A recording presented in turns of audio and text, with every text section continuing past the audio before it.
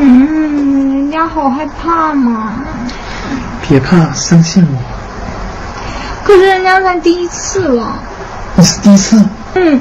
我长那么大以来才第一次，所以才更害怕嘛。别怕，第一次是刚进去的时候会轻一点。可是我听说第一次会很痛的。会有一点点痛，不过很快就感觉不到了。可是我还听说第一次会出血啊。血会有一点点，不过你放心，没问题。我看咱们还是算了吧。别这样，都这样了，千万不要放弃。可是，那我该怎么办呢？什么都不用说，放松就好。那我要不要闭上眼睛啊？不用，这样才尽兴嘛。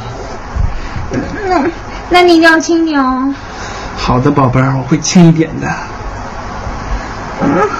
轻点啊！紧张什么？不就是挑刺吗？